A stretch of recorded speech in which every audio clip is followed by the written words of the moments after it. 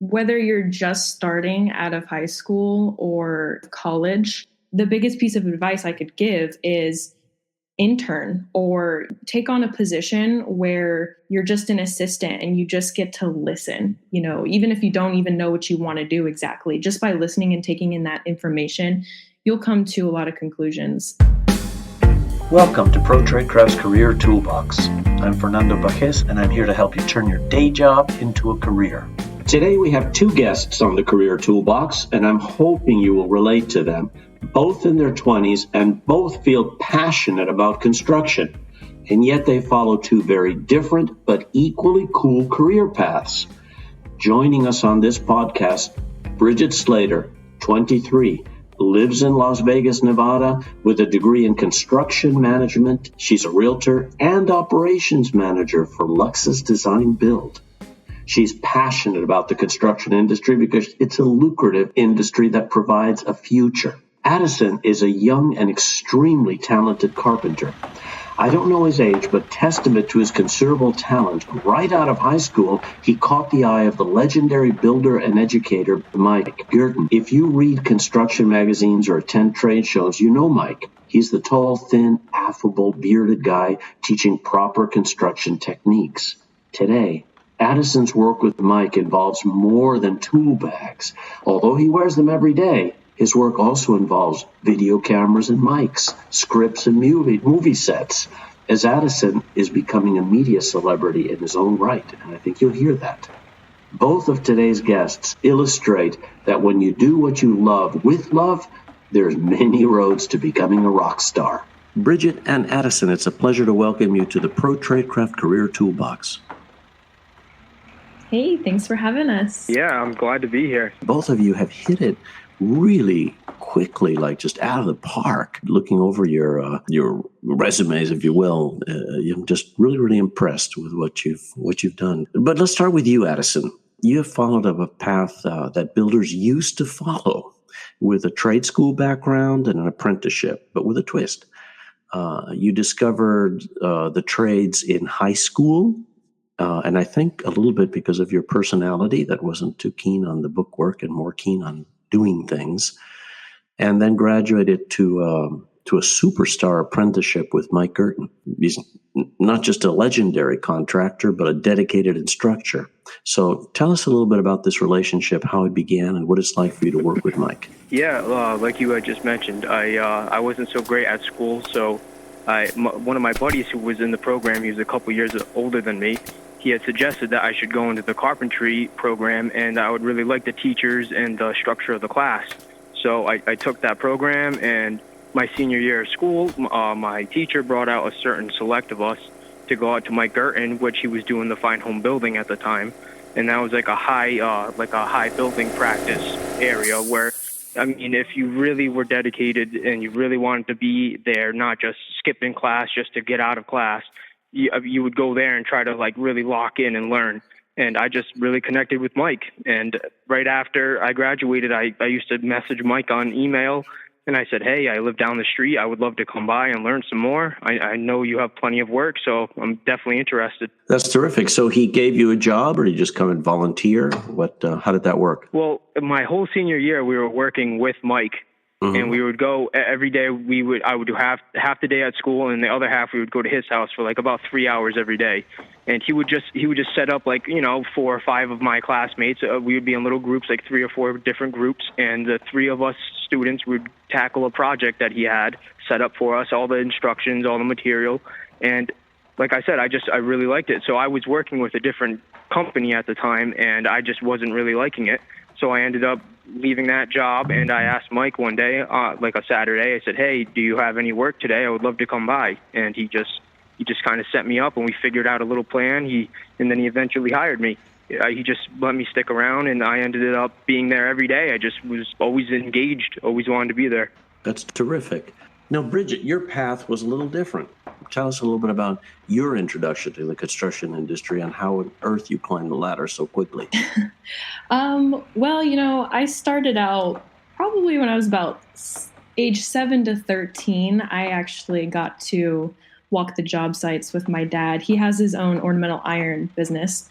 So, I mean, he was designing and building portico-shears and gates and staircases and chandeliers, you name it, in these multi-million-dollar homes. And how he got away with bringing like a literal kid onto the job site, I'm not sure. I guess OSHA just wasn't a thing.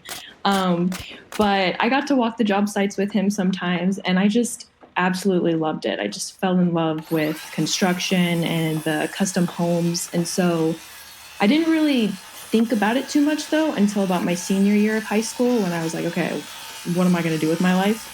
And I was bouncing back and forth between a few other fields, and I really liked project management. And that's such a broad, occupation. So I was going back and forth between video productions and journalism. And then I was like, you know what? I think I really like construction, though. I think that's what I'm going to do, because it just seemed the most practical. My dad was already in the field. So I was like, even though I don't particularly know what I want to do in the field, I know he has connections and I can, figure it out from there. So I was really lucky in that sense to be able to have a dad that, I could work through. So, I went to the community college right out of high school and did my 2-year associate's degree in construction management. And while I was going to school, I was working with my dad. And he didn't really know what to do with me. So he was like, just go to these meetings for me. And it was a design build firm he was doing work for. And they had weekly construction meetings for each of their projects. And he was doing like 3 of their projects. So I went to those weekly meetings and I sat there for 2 hours, and just picture like a 40-foot construction trailer with like 30, middle-aged men. And then like this one tall blonde girl, like in the back. I was just there to represent my dad, but I learned so much while I was in those meetings. And so I eventually went up to the design build firm, and I was like, hey, if you ever need an assistant or anything, like I'm working with my dad right now, but I'm looking to branch out. And about 6 months later, they called me, and I started as an assistant to the president of construction, which looking back, that was like the best decision ever, because if you want to start out in this field, number one thing, be an assistant. It's okay if you're just pushing papers. It's okay if you're just handing tools to the main guy. Like that's where you learn the most. I started that there, got to like purchasing agent. Then they made me a director of pre-construction of sorts. And then I just recently hopped over to a new design build firm, and we're kind of bringing that up out of the ground. Right now it's an architect turned builder. So now I'm a builder living in an architect's world. It's very different. But so you had a kind of apprenticeship too, like Addison. You began as a helper, and because you were interested in all, it was a good position. Now, Addison, you have some family background in construction too. No, actually, none of my family was really in construction. Just my house was getting renovated when I was a small child. My family decided to do an addition at the time. Mm-hmm. So I kind of grew up with no roof. I had a big tarp on my roof because we went up a story. So, and then I had a staircase getting put in. So I had all the stringers that were just raw, like no steps on them. So I'd be crawling all over those as a child. Like in middle school, thinking it was a gymnastics area, and that opened my eyes. Like, wow, like these carpenters, they get to crawl all over the ladders and all up and down, kind of opened my eyes. Like, you kind of have a little fun in this field. You actually grew up in a construction site. Yeah, exactly. Now, as in many young people today don't think of construction as something that's cool. They want to become like programmers or something like that. But your work with Mike is not just nailing boards together. There are media aspects, live events, writing, podcasts, all of the stuff that takes you off the job site and puts you in another element, the professional world. What strengths or weaknesses do you see in your fellow carpenters that can hold them back from graduating to a professional level or help them towards it? Most kids are just shy. They feel like they're young. They don't. Like, they're not going to fit in a way. A lot of kids in my class, like I said, they seemed shy, like they didn't want to dive right in, or they felt like they were doing it wrong the whole time. They felt they needed to follow someone. Like, when they worked with our teacher, they would be like, okay, the second they got told, like, okay, go over there, frame up this wall, people just felt like they couldn't do it, even though you just got to have a little confidence, because we all sat behind the desk. We all listened. We all should have listened anyway.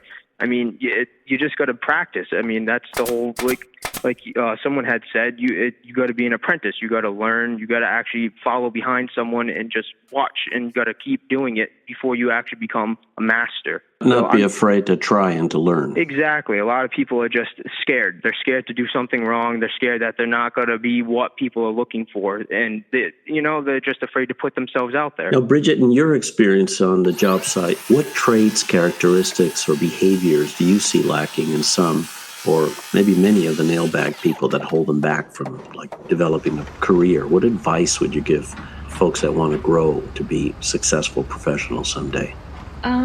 Kind of like what Addison was saying about listening.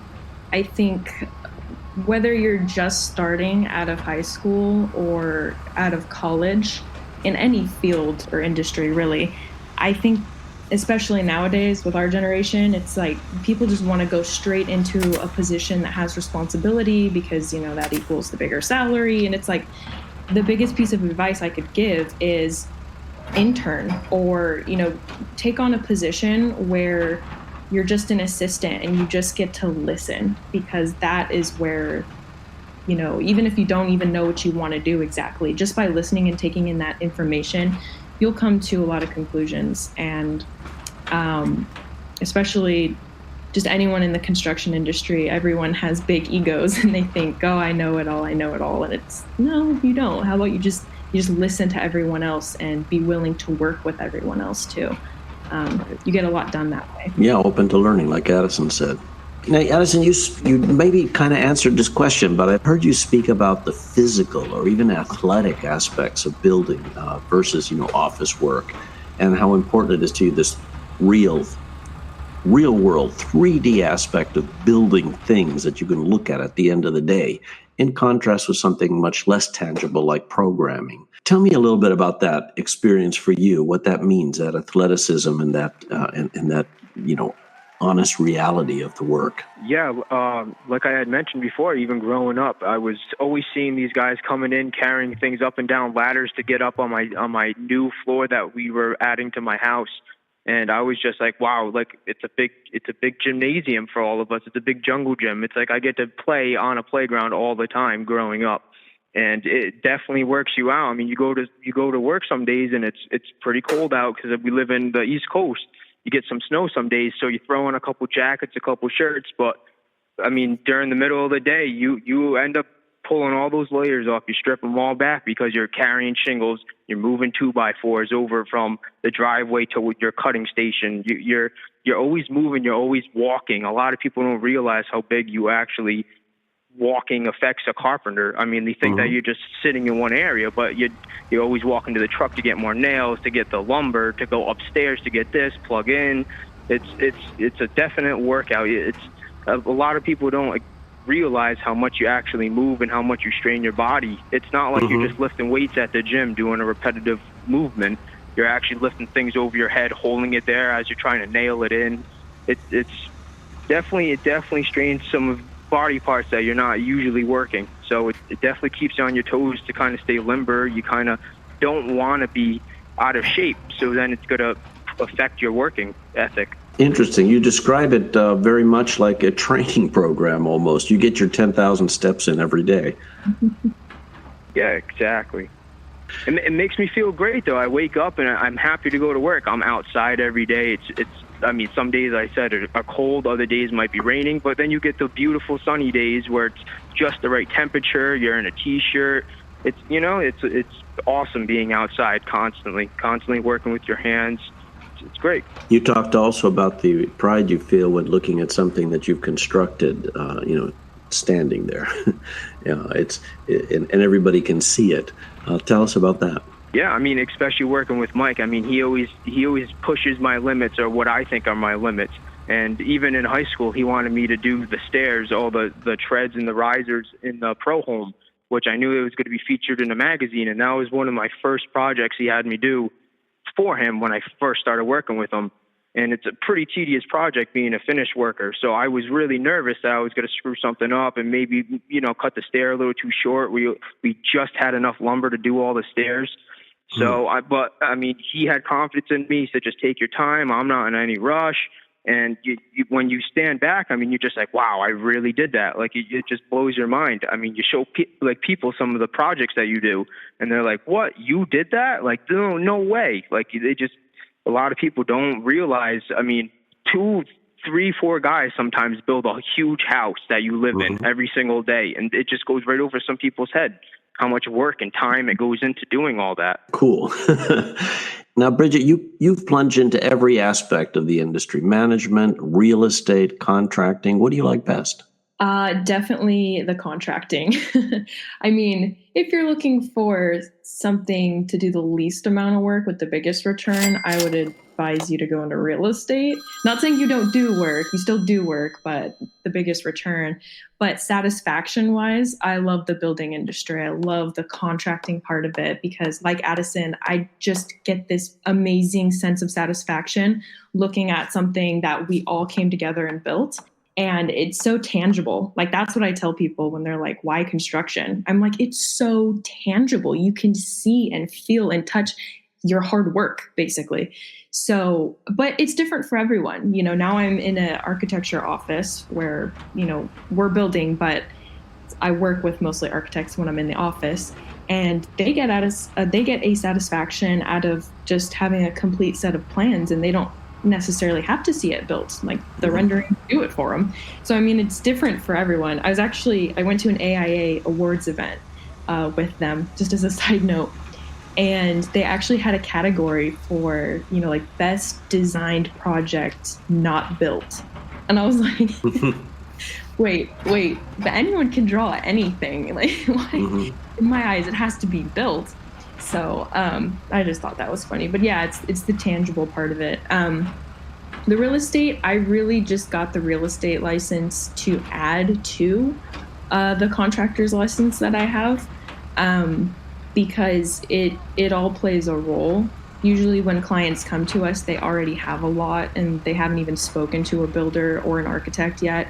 And they're like, yeah, we got this great lot. Well, guess what? Real estate agents really don't know jack about construction or architecture. Or we go out to their lot and we're like, do you have a soils report? Because there looks like there's a lot of caliche out here. And like, they end up realizing that had they talked to someone with knowledge about the design build process, they probably would have gotten, you know, a different lot. So I really just wanted to get the real estate license to add to that, not just, you know, to go out and also sell homes.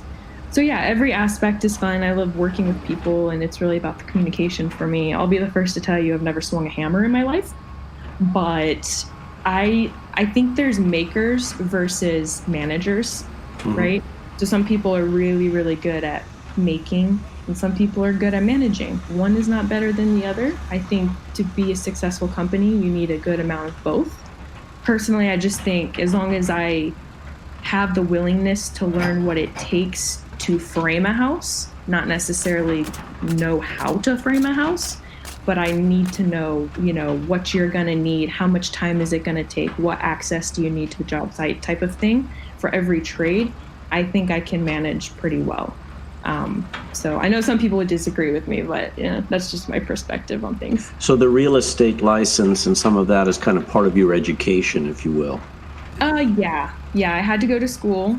Out here in Nevada, you have to do 90 hours of schooling. So I went to school for that. Same with the contractor's license. I had to study for a few months before I actually took the test and all of that. So I don't actually use my license full time. You know, I work for this design build firm, but side projects and whatnot, that's why I have my own contractor's license. But me and my dad did that together. He's like, I don't know how to take tests that well. I'm like, well, if there's one thing college taught me, it's how to take a test. Sure. That's a skill in itself, isn't it? Addison, as a maker, I like that description. Describe your typical workday and how you feel about your tools.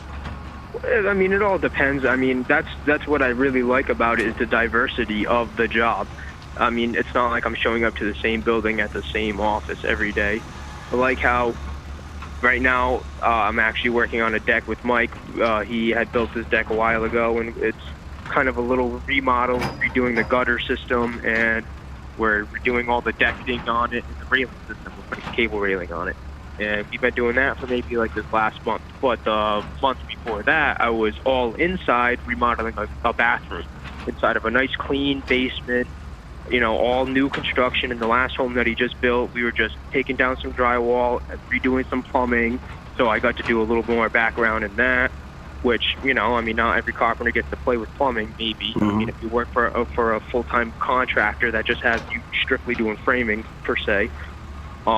So, I kind of get a little bit of variety in my job, which is awesome. You do some framing one day, then you're outside for, the whole next month doing decks or, even doing actual property work. I mean, Mike has me doing some of his property work, going around mulching, cutting down some trees that might be too close to the house because he had one fall on the house and it crushed with the hip of a roof that we just got done re-roofing.